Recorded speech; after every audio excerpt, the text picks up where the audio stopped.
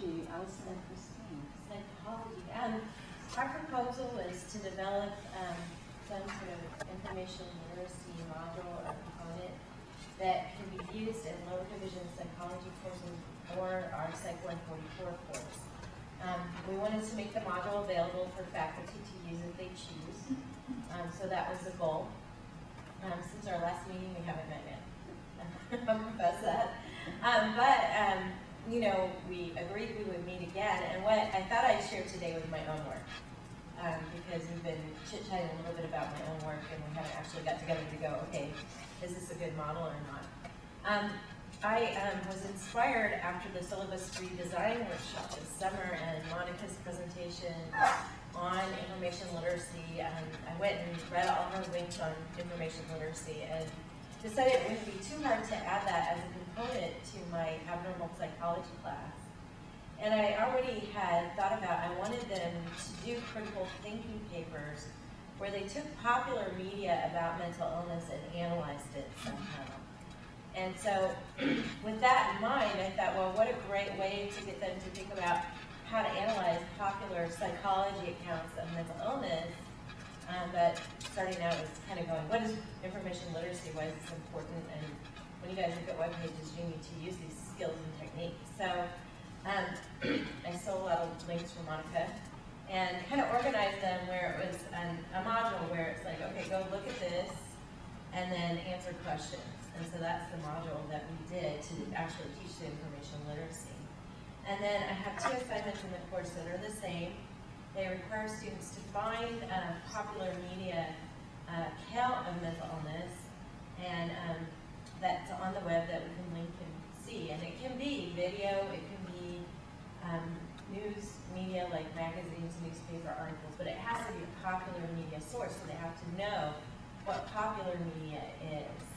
And these are transfer students, they're entry-level students into psychology, so they don't know a lot about our research methods, and it's an abnormal psych course, so I made the decision not to make them go to the primary literature and psychology because they really didn't have the skills or knowledge to do that.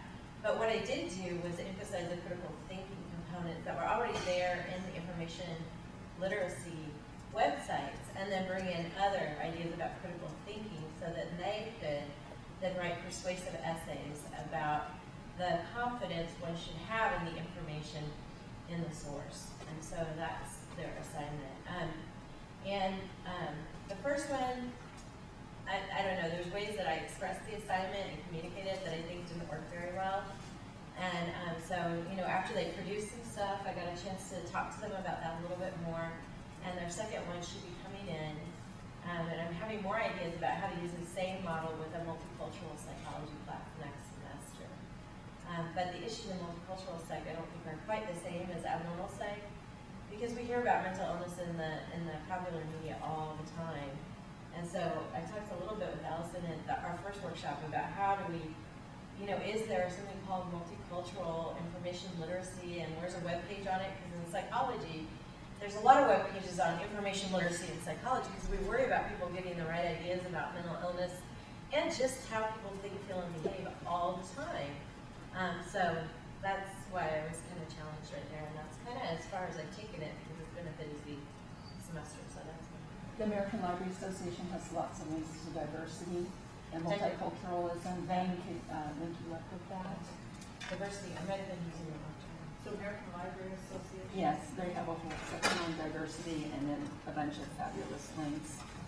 But I really like that you're using a real life example, so you've already deployed it, so you've got feedback from your students on what worked and what didn't work. Yeah, and there's some cool things in there, because the first thing I asked them in their information literacy module is, what is information literacy? What did they say?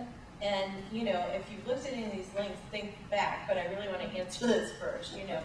Because I've redesigned how I present links and then responses to links in my assignments, but that first one, I had a Blackboard item that had all the links in it, and then I had a Blackboard test that had a place for them to respond. So I said, if you haven't looked at it, answer it. If you have, think back to before you looked at all of them, what is information literacy? How would you explain it to your mother, basically? Assuming your mother knows nothing about it. And if your mother knows something about it, imagine somebody who doesn't. How would you explain it to them? And a lot of our students, since they're first generation, I think explain it to your mother works pretty well. And then they kind of describe it, and I got some interesting responses, you know. A couple of students had had it before and knew what it was, but most had never heard of the term before. And if they had to guess, they would have said it was something about reading information appropriately. You know, the literacy made them think of reading. So, and then at the end, they have it. So you've got this tutorial in Blackboard in your, Yeah. Blackboard in your class. I can make somebody a guest. That'd be interesting. I'd love to get feedback on it, so they can think about a better way to